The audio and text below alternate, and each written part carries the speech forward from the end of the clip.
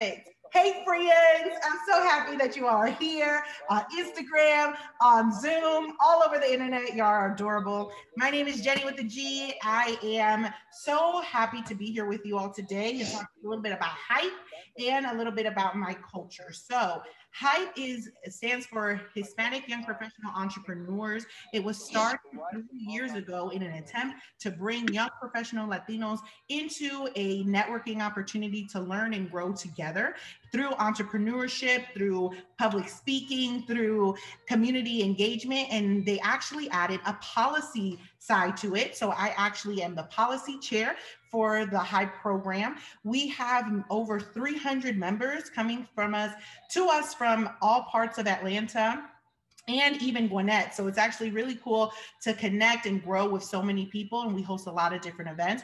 This is just one of them, an opportunity to grow across cultures. It is founded on an idea of the Hispanic Latino community, but it is open to all folks, regardless of the background. So we are really happy to be here. And I am so happy for Sophia, who was our vice president up until 3 months ago, and she actually introduced me to Traditions Kitchen, and she had connected me to Stephen and Julia, and so just be here to talk a little bit about my background. So here we go, y'all. I'm Dominican, born in New York. Gotta say that because people get kind of funny about that. But to be Dominican means to like to cook, like to eat, like to party, be very loud, be very like in your face. It's always a really good thing. Mangú is a super traditional dish that almost every Dominican will have had, have seen, or will make at some point in their lives. And it is mashed plantains. So plantains or plátanos are a starch vegetable that you can do anything you want with it, similar to a potato. So you could boil it, you can fry it, you can mash it, you can put it in the oven, you can sweeten it, you can make it a little savory. You could really have a good time with this. What we're gonna do today is a savory dish, but if you do have plátanos that are maduro, which are yellow plantains, they actually work well with this too. So the idea here is there's a little bit of history. There's a very what you can say a very cultural one that most people have used, that they said that when Americans came to the Dominican Republic, they were offered this dish, and that the man said, "Man, this is good." So it was said that the name was Mangú good. So that's how it got its name, but it's not true. There is an African culture that actually created this, and it stands for Mangusi. So that word was chopped down to Mangú, and that's what we use. So not to erase our Black culture, making sure that we are very clear that we are of Afro roots and that we are completely a result of that, right? This pan Afro Latinidad does exist, and we do not want to erase that. So the way that I was introduced to this, my mother is the pro. She is an incredible plantain handler. She'll take one of these plantains and chop it up in 2 seconds. You now know what happened to you. So I've already peeled this one. So I'm going to show you how I peeled it. And I'm going to cut this one up in what you would call like, I don't know, an inch or so in thickness. It also depends on what you're making that you would cut it a little different. So I have a pot here full of water, and I'm going to just salt it to taste to make sure that it gets soft, because we're trying to go for tender to the fork so that it breaks down and so that we are able to mash it. Again, you can have a yellow or green plantain. So this one's a yellow, my God, this is a green one. And this one is hard. So you want to make sure that it has a firmness to it. When they start to yellow, it's when they are getting maduro, which means that they are getting ripe. So once they are sweeter, they're going to emit a much sweeter taste, and it's going to change how you work through your plantain preparation and what you're going to add to it. So right now I'm scoring the skin because it's a very tough skin. So what you want to do is score it and then grab your knife and kind of fit your knife between the plantain and the skin, almost creating like a little opening because you're peeling it off. What happens here is that you want to then put your finger in here. So you're pushing out the skin from the plantain itself. Again, some people are really good at this. My mother, every time I see her do it, I'm like, but you didn't even look. Like, how are you doing this? If they are cold, because you can put them in the refrigerator once you get them from the store. If they are cold, you want them to be a little warm because they will be very tough to remove the skin off of them. Right now, you can also, this is also how you would peel it if you're gonna make tostones. Tostones are mashed plantains, mashed unripe plantains that I also make, and I cut them and prepare them like this as well. So if I were to make plátanos as tostones, I would cut them in the same thickness, fry them, and then mash them, and then fry them again. So well, we're not doing that. We're just gonna boil it. So you also want to make sure that you're taking away some of the other like loose skin off of here. And I have a little bucket over here, so I'm collecting all my scraps. I learned that from Rachel Ray on 30-minute meals. So you all should have that so you're not having a mess everywhere. Again, cutting it so that they're about an inch thick or so. If you're like, listen, Jenny, I can't take this plantain skin off, you can leave it on. You can actually leave it on. You would just cut it like this, how you want it, and then put it in the pot. Once it boils, the skin actually gets soft and you could take it off with a fork. So there are options. I used to do it like that for a very long time. As you are learning how to handle plátanos, it happens. So this one's getting yellow. If you can't really tell because you're virtual, but it's slightly softer than the other ones. You can cook them together. It's not a problem. In different countries, they make different meals with them. In Puerto Rico, they actually call it mofongo. And mofongo is slightly different because mofongo actually uses fried plantains that are then mashed and actually mixed in with the protein. So it just really depends on what culture you're coming from and what you like, y'all, because there hasn't been a plátano I've not liked. They're all delicious and you can prepare them for breakfast, lunch, or dinner. Stephen, what questions do you have? Can I ask you a quick question? Yeah. As someone who's never picked out plantains at a grocery store or farmer's market or wherever you get your produce, like how do you have an eye for it? Like how do you know a plantain is like, or if that's the right word, like how do you know that's the banana that you should pick? Because in my family, we just tend to get other bananas and let them ripen, but would love your guidance on that, how to pick the best one.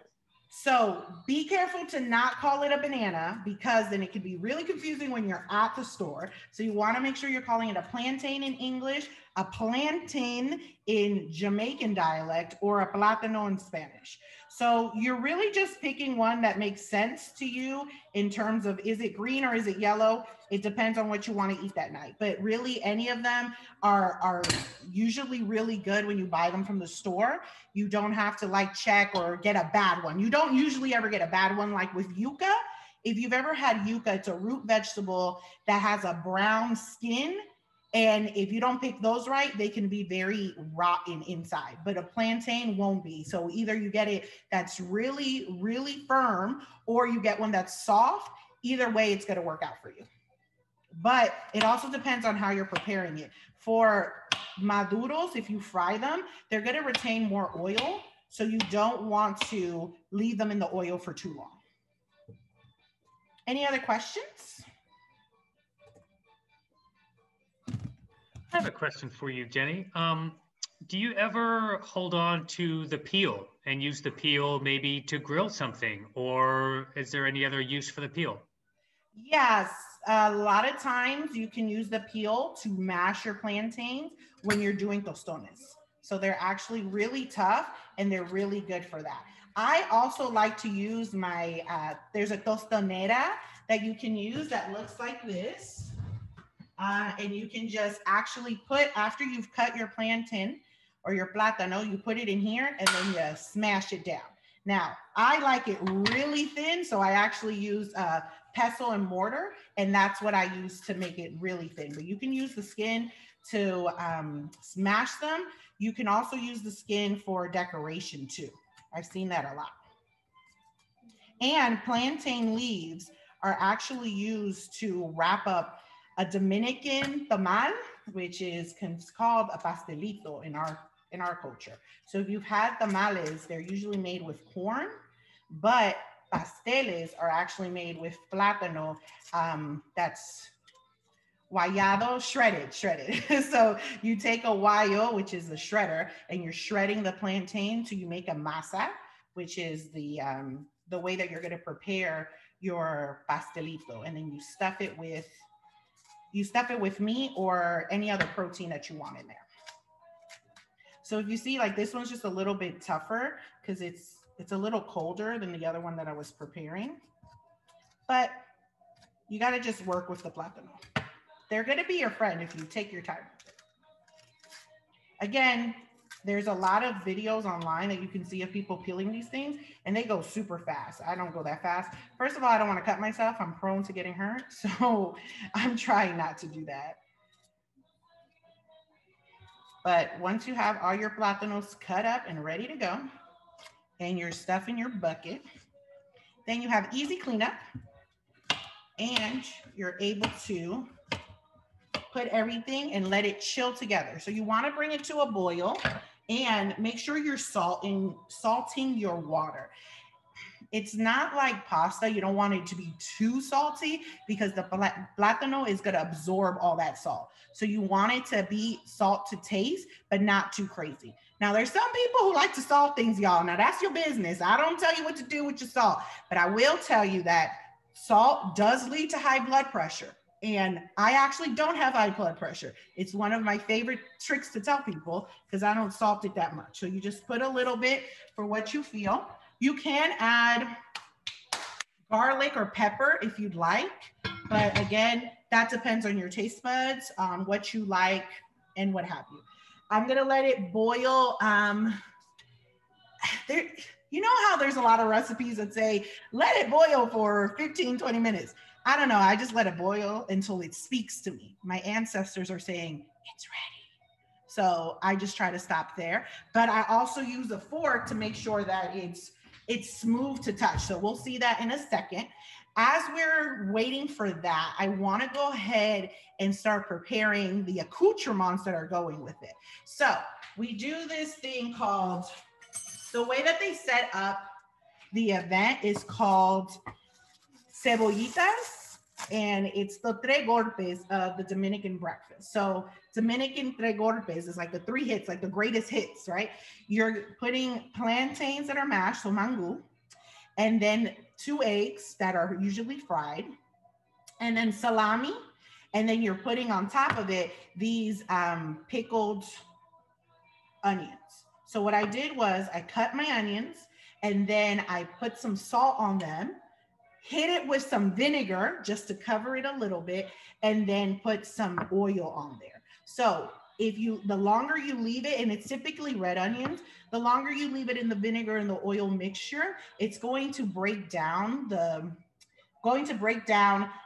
tartness of the onion and really give it a nice vinegary type of looseness because it has the oil as well.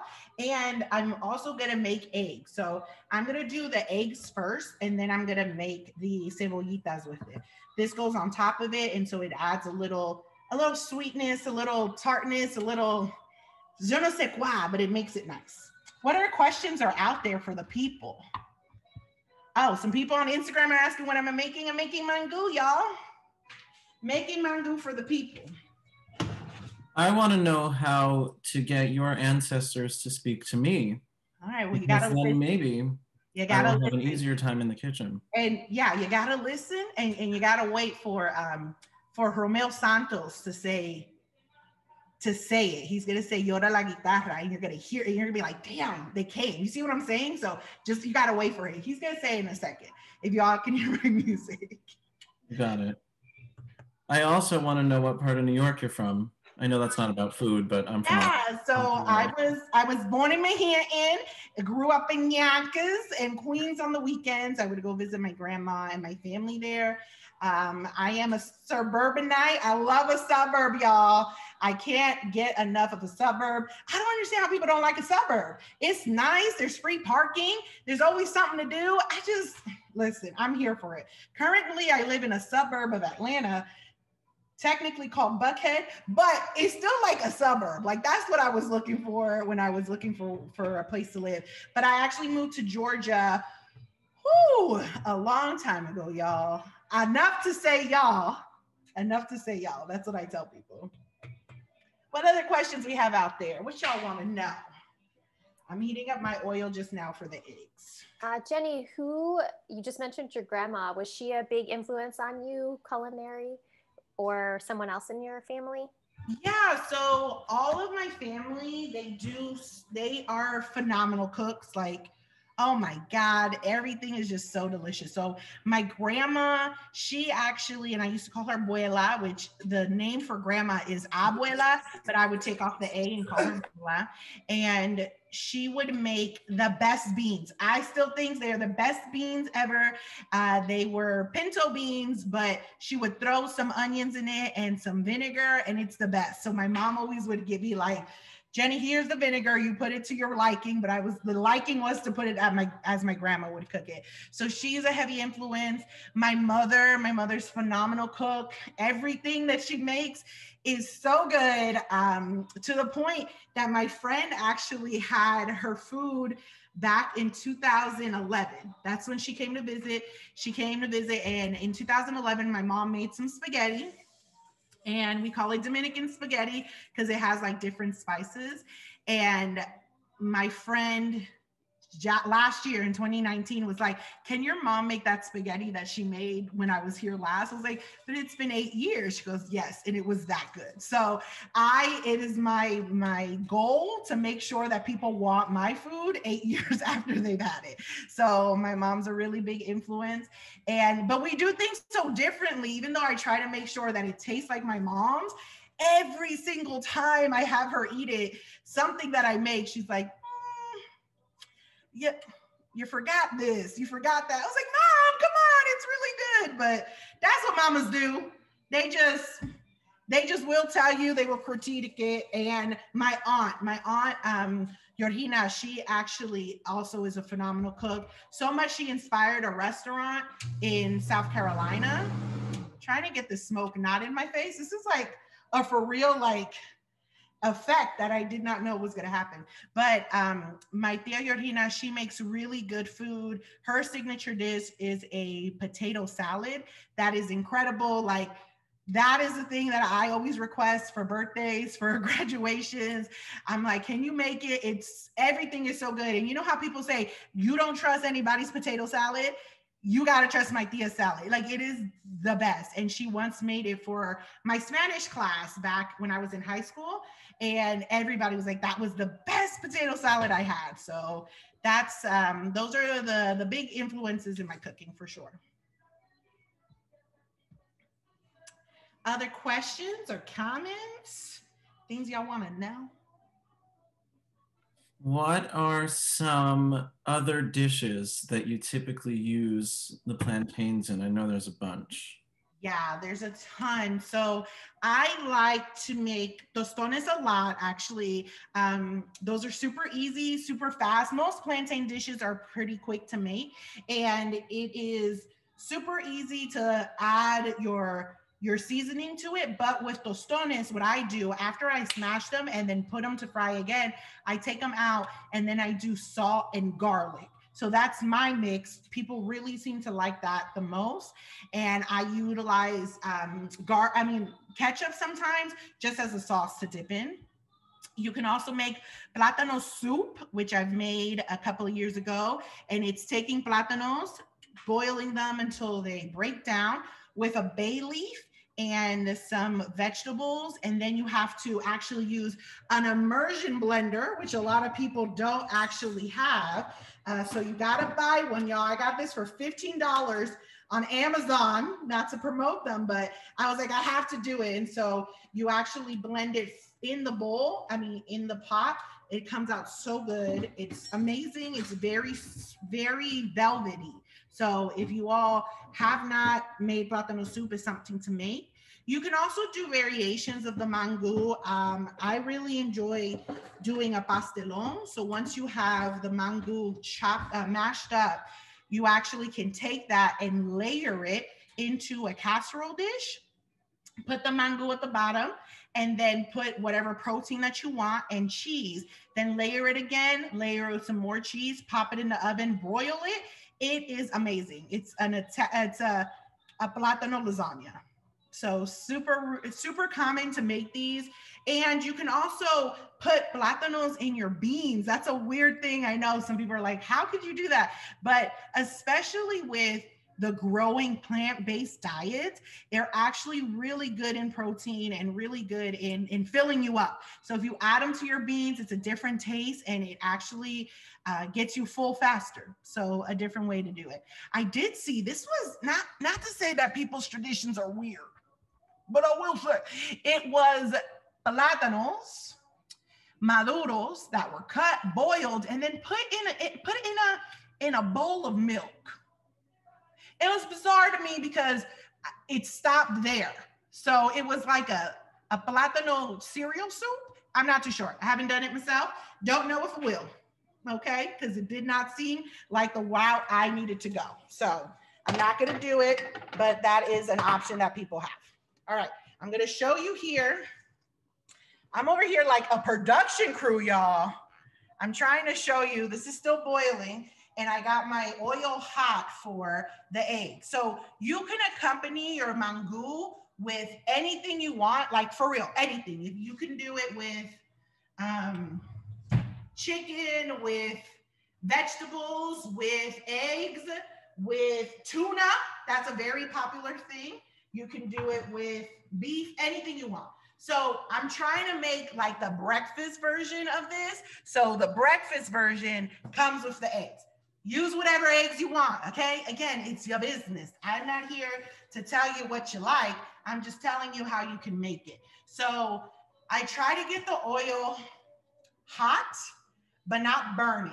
And so you gotta move quick because you don't wanna burn your eggs. Now, a lot of people use butter. It's a popular item. I watch a lot of Epicurious on my TV and Food Network, and almost every cook uses butter to make their eggs. Dominicans use oil, typically vegetable oil. A lot of times it could be masola or one that looks like this, a vegetable oil. Let's choose my crowd over there on Instagram.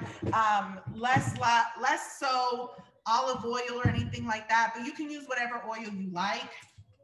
Butter is just not my favorite to use when I'm going to fry an egg.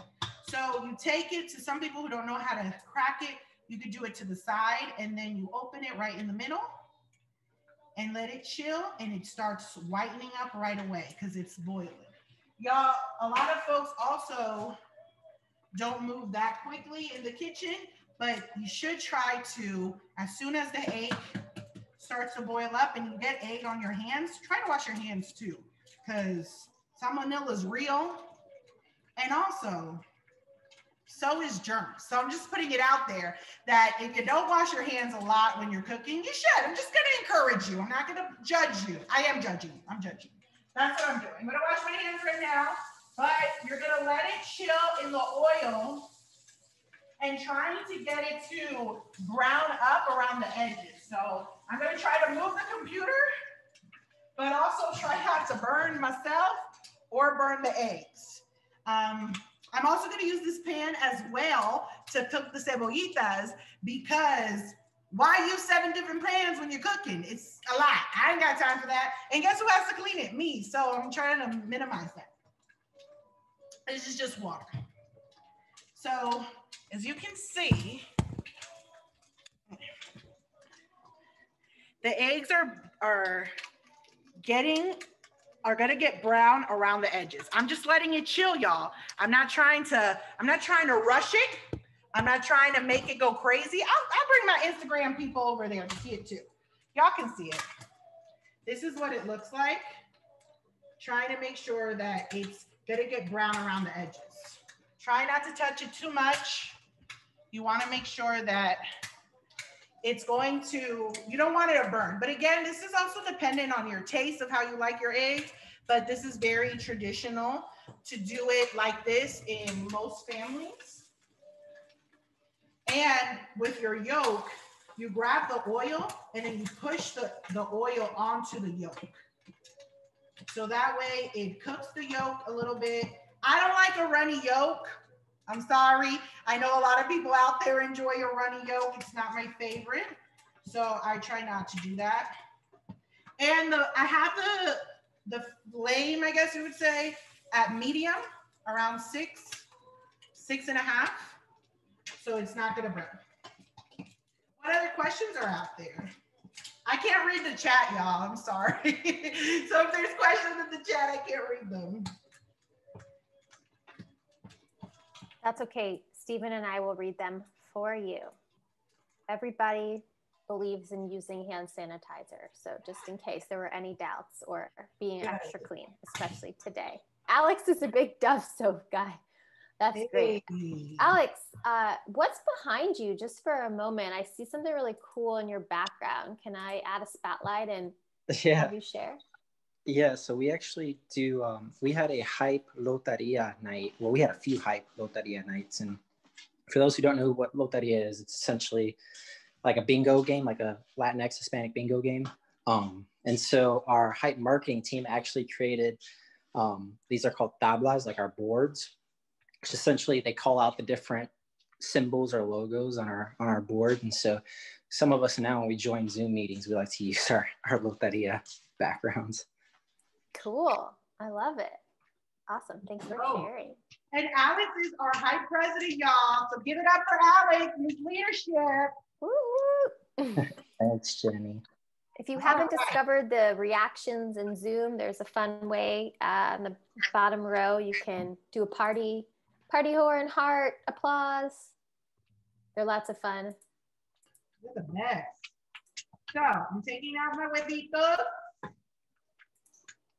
and letting them chillax, but they're nice and brown. You see around the edges. That's what you're going for, y'all. You want a little bit of a crunch with your egg.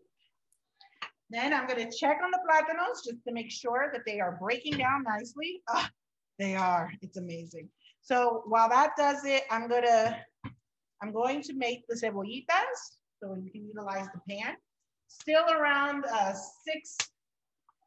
6 or 7. I'm gonna also get my top for the pan because I wanna sweat out the cebollitas too, so they become translucent. So again, it's vinegar, it's oil, and it's salt. Right now, you can also add pepper again to your taste, whatever it is that you like. I will say the vinegar is very strong. Okay, so that little breath I took was all vinegar right into the throat. I'm not gonna lie to you, it was a lot. Okay, it's just a lot, but that way it can just reduce itself a little bit. It'll break down and then it'll be like, not a jelly. We're not going for a jelly. We're going just for some smooth edible onions that you can use.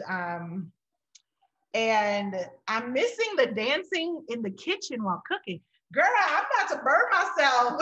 I can't do it all. But the music that's playing right now is actually merengue, which is part of the Dominican culture along with bachata. So bachata and merengue are very commonly Dominican. It is, I'll tell you this, bachata is about heartbreak and merengue is also about heartbreak, but I don't care. You see what I'm saying? Like we have moved past the heartache into a different life. So I'm not gonna let you hold me down, okay? Their heart is still broken, y'all. That's still a real thing, but there's a little bit of a more upbeat motion with it, okay? So that's what we're looking for when we're thinking about our merengues and our bachatas. All right, Stephen, what's another question? I don't see many in the chat. I think I'm wondering what your favorite song from the Dominican culture is. Yeah, I love them all. Is that a cheating answer? A little bit, but it's okay. Okay. My favorite song. Let me see if I can find it too. I think it would be helpful if I can find I'll tell you what my current favorite bachata is. Can you all, let's see. I'm trying to take it off my headphones. I don't know if it's working. All right, hold on. Let me try to take it off my headphones.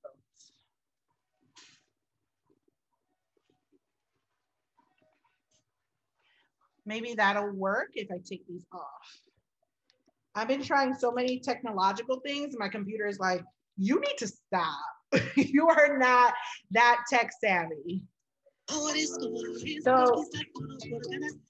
this is my current favorite bachata. It's Nuestro Amor by Alex Bueno and Romeo Santos.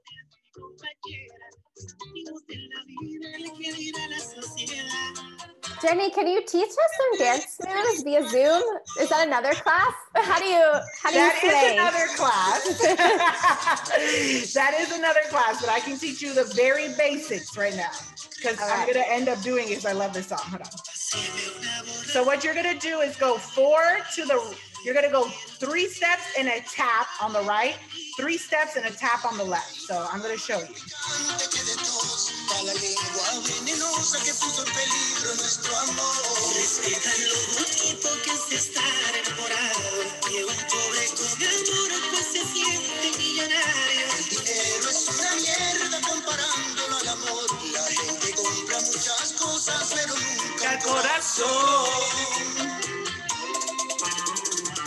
So good. That's very basic, but then I go into a whole thing. So this is one of my favorite bachata songs. Again, it's called Nuestro Amor. And then one of my favorite my favorite merengues. So I consider myself a DJ. And I call myself DJ Baila on that beat. This is one of my favorite merengue songs. And merengue is even easier than bachata because all you're doing is moving your hips. That's it.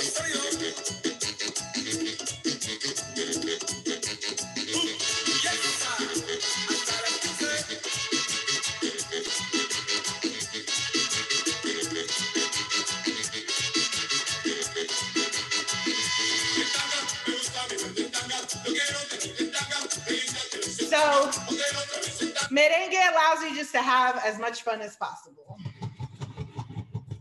So see why we like to have everybody on video for Tradition Kitchens? Maybe next time we'll say, please stand.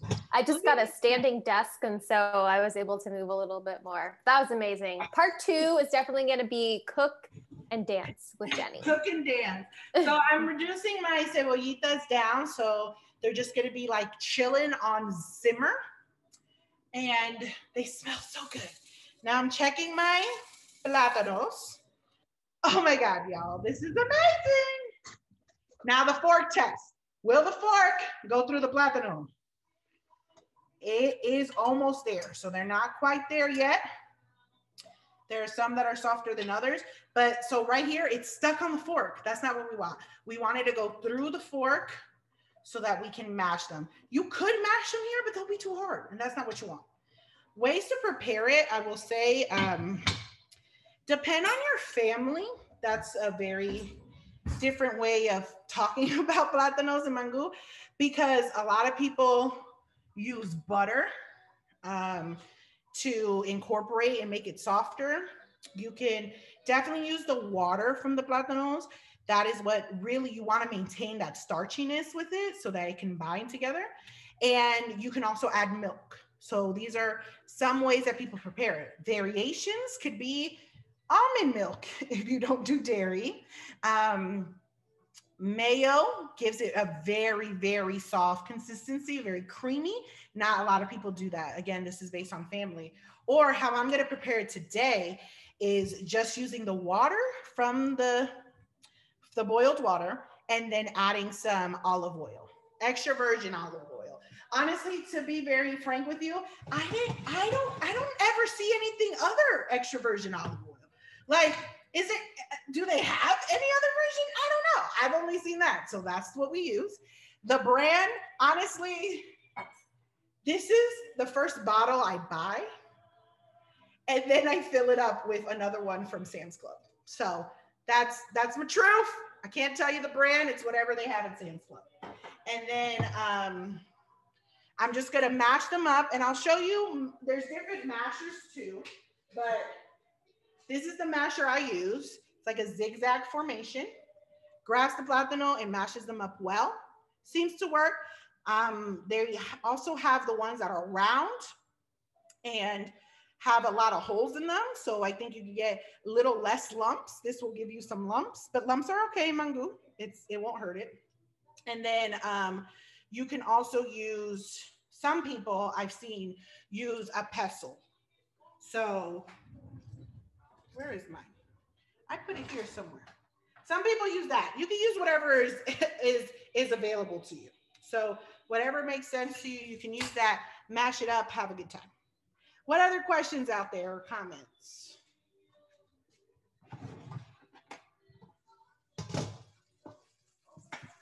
I don't see any questions in the chat. If anybody has, feel free to unmute and ask them. I'm an open book, y'all. Are you going to be eating this for dinner? Yeah. And lunch. So you can eat it for breakfast, lunch, and dinner, a snack. You can utilize it for everything. It's really hearty, I will say. So, hey, Jenny, I have a question. Go ahead. So I know that Puerto Ricans, like, you know, they do mofongo, so it's fried, right? But like I've seen that they put like chicharrón, when they smash it, they put like chicharrones and stuff in it. Do you guys do the same or not? We don't. So some families do. I will say my family, we've not ever done that. That is the difference between a mofongo and mangú. Actually, y'all, my father is on today's Zoom, and I wish he knew how to turn on his camera so you all can see him. But everybody say hi, Getulio and Betty, because both of them are on there. Can you guys just say that for them, please? Hi, Getulio. Hi, Betty. Hi, Betty. Hi, Getulio. Hi, Betty. Hi, Betty. They are cheesing, I bet they are. But yeah, so we don't do it with the chicharrón and all that stuff. It's definitely slightly different. It's just the pure plátano, and we just mash it up. Great, thank you. I was just wondering, because I never done mangú. I've tried it, but I never really made it before. Yeah, and it's super easy, y'all. Like honestly, you're just waiting for it to just boil up, and that's it. Typically, you can also add just water to cover it, and that'll make it go for you. Any other questions out there or comments? Hey, Jenny, this is Alex. Where's your favorite Dominican restaurant to go to when you don't want to cook? Yeah, favorite is Sabor Dominicano on Buford Highway, close to Plaza Fiesta. It is so good. Oh my God. It's one of the best ones. I miss it because we haven't been able to go out and feel safe, but once I do feel safe enough to go and eat in store, I will. It's a small place, and they have a lunch style buffet, and then they make things on the menu, so it's really good. It's just one of the best, and they have a spaghetti there. Y'all, let me break down. The spaghetti looks ratchet. I'm not gonna lie to you. If you don't know what ratchet means, I'm gonna break it down even more. It looks like SpaghettiOs, okay? But when I tell you it is so good, every single person I have recommended to eat it, they love it. Absolutely love it. So you should try it. Just think about it. Just tell them I sent you. You're not going to get a discount because they don't know who I am, but it's really good. So it's Sabor Dominicano, Buford Highway. The worst one, I'll tell you the worst one is Meat Pilon, and it's further down Buford Highway. Meat Pilon, first of all, Dominicans call beans habichuelas. When I walked in there, they says, would you like frijoles? I said, wait a minute. We don't do frijoles. What you talking about? That's not how this works. This is not how this works. So they were not delicious at all. So don't go there. Go to Sabor Dominicano or Versace. Yes, it's called Versace in Lilburn. It's really good. Those two places are really good.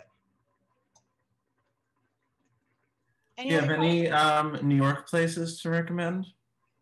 No, I think anywhere in New York is delicious. I feel like New York, in Queens, in the Bronx, everywhere is just so good. So you're never gonna fail being in New York. So I'm gonna show you right now. I just put my fork in and it went through the plátano. So I'm also going to remove a little bit of the water because you don't want to do too watery. So I'm gonna take this. This is a heavier pot than I have used. So I'm gonna use all my strength and my concentration to move some of this water out of it. So the way that we do it is you open the pot a little bit and then you pour it out. But I'm keeping enough water in there because again, I'm not putting dairy in mine. So I left a little bit of water in there so it can blend together with it. So now I'm gonna put it like this. You can see the little bit of water in it. And then I'm gonna get my masher and start mashing. And it really is that simple, y'all. You are making it so that it is to your taste, to your liking. Whatever you want to add to it, you can. No one's gonna judge you. People are just gonna be jealous because it's so amazing. Once you get it to as lumpy or smooth as you like it, then we add the olive oil. And it's not like, oh, you have to measure out this olive oil. You just kiss it, just a little, whoop. Thanks for coming. That's about it. You just want to sprinkle a little bit on there because remember, you also have the cebollitas, and the cebollitas have oil already in them too, so you're not trying to take in that much oil. So I'm gonna prepare it fancy because y'all my guests, you know what I mean? So I'm gonna prepare it in a fancier way than I have done it, but really, you can just eat it. Like, there really is no rhyme or reason. You just prepare it, put it in a bowl, eat it. If you want to fancy it up, you can use like something like this, a little thingy so that it you can mold it. So if you're like, listen, I want to be fancy, add a little bit of oil so there's a little bit of a release on there. But really, this is just to be fancy. Honestly, you just put it in a bowl and eat it.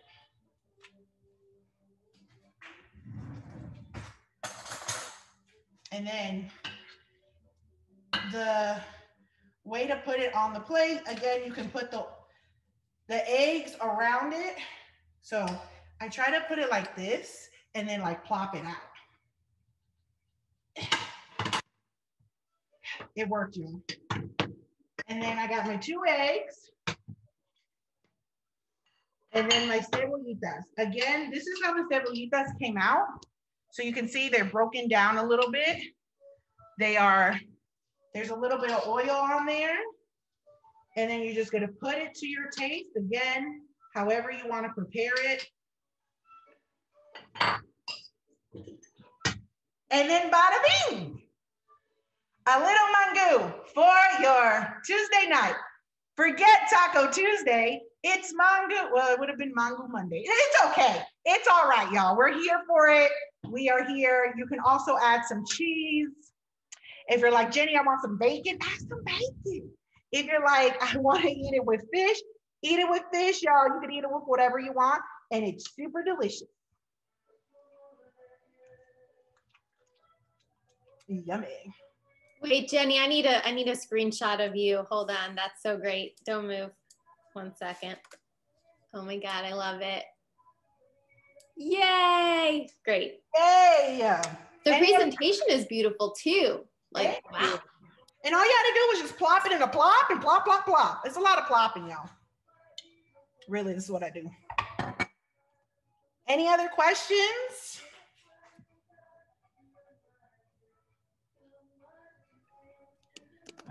I don't see any in the chat. I think we're all good.